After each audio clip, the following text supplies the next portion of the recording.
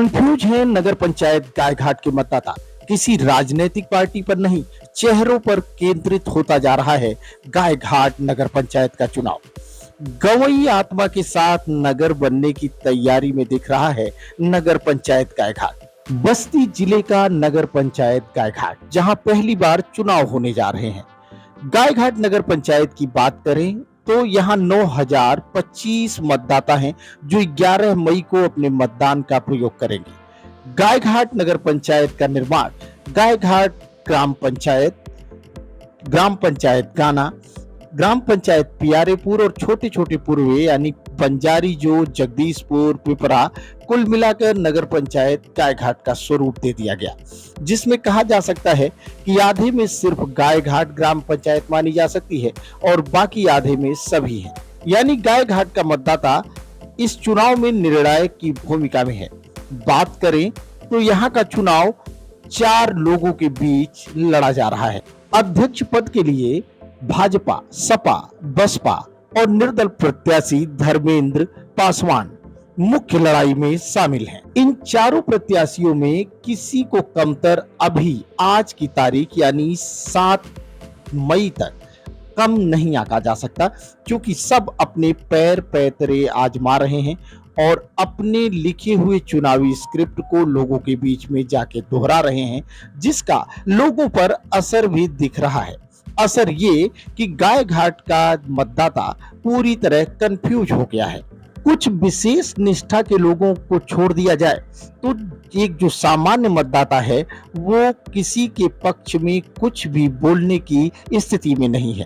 कहा जा सकता है कि यह लोकतंत्र की परिपक्वता है कि मतदान गुप्त होता है, इसलिए इसे आखिरी दम तक गुप्त रखा जाए। शायद जागरूकता लोगों के बीच में इसी तरीके से झलक कर सामने आ रही है कि लोग किसी भी पक्ष में खुलकर बोलने को तैयार नहीं है।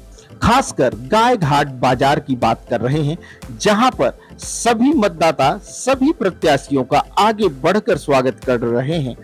अब किसी की अगर कोई व्यक्तिगत अदावत नहीं है तो ऐसा ही नजारा चल रहा है। गायघाट बाजार में गायघाट बनाम बाहरी का जुमला बड़ी तेजी से उछाला जा रहा है, जबकि सच्चाई ये है कि जिस दिन नगर पंचायत का स्वरूप बना उस दिन जितनी भी ग्राम पंचायतें और पूर्वे इस नगर पंचायत में शामिल हुए वो नगर पंचायत गायघाट का हिस्सा हो गए। अब कोई भी अलग से पहचान किसी गांव या पूर्वे की कागजों में नहीं रहेगी। अब ये गांव और पूर्वे वार्ड अपने वार्डों के नाम से या वार्ड संख्या के नाम से जाने जाएंगे, जबकि गायघाट बाजार में पैतरे अभी गवई राजनीति वाले ही चल रहे हैं। जिस तरीके के पैतरे ग्राम पंचायत की चुनाव में आजमाए जाते हैं वही पैतरे अभी भी आजमाए जा रहे हैं। दूसरा पैतरा चल रहा है जातिवाद का, जो कि उत्तर प्रदेश से अभी जाने का नाम नहीं ले रहा, जबकि पिछले कई चुनावों ने इन आंकड़ों को फेल कर दिया है। जातिवाद के आधार पर बूथ पर वोटिंग बदल गई है। संचार क्रांति ने सबके हाथों में मोबाइल पकड़ा दिया है। अब लोग अपने लोकल से लेकर देश विदेश की खबरों से भी जुड़े रहते हैं। समाज और राष्ट्र में हो रहे परिवर्तनों से भी अब ज्यादातर लोग वाकिफ हैं। ऐसे में अब पुराने पैतरे कितना असर करते हैं ये तो काउंटिंग के समय ही पता चलेगा। तीसरा पैतरा लोगों को इतिहास सुनाया जा रहा है। बताया जा रहा है अगर कुछ छिटपुट घटनाएं बाजार में हुई हैं तो उसमें किस तरीके से बाहरी लोगों ने गायघाट के लोगों को प्रभावित किया था। ये भी असर लोगों पर दिखाने की कोशिश की जा रही है, जिसकी वजह से मतदाता कंफ्यूज हो रहे हैं। हम अब आपको प्रतिदिन के तापमान की जानकारी देंगे कि नगर पंचायत चुनावों में गायघाट का तापमान क्या बता रहा है। आज का जो तापमान हमको मिला वो यहाँ तक पहुंचा हुआ है कि लोग कंफ्यूज हैं और इसमें परेशान हैं कि नगर पंचायत के आधार पर वोटिंग करें या ग्राम पंचायत के आधार पर वोटिंग करें। बाकी प्रत्याशी अपने जितने भी तौर तरीके होते हैं वो सब आजमा रहे हैं। आज की तारीख में भाजपा, सपा, बसपा और निर्दल प्रत्याशी धर्मेंद्र पासवान मजबूती के साथ लोगों के दिमागों में अपने सवाल छोड़ रहे हैं। अब मतदाता फैसला करेगा, लेकिन फैसला उस समय होगा जब उसके हाथ में बैलेट होगा और दूसरे हाथ में मोहर होगी। अब उसकी आत्मा से कौन सी आवाज उठकर काम करती है, ये वह समय बताएगा। आज ये हमने सवाल आपके बीच में छोड़े, जिसमें आप ये समझ सकें कि आखिर गाय घाट बाजार में चल क्या रहा है।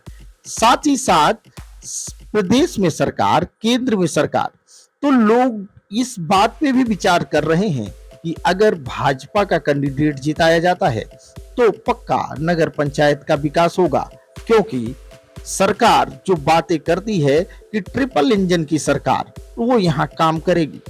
आम लोगों के बीच प्रत्याशियों के अब तक के रहे व्यवहार, उनके आमदनी के जो रास्ते हैं, उन तक पे चर्चाएं आम हो गई हैं। साथ ही साथ प्रत्याशियों के व्यवहार का भी आकलन किया जा रहा है।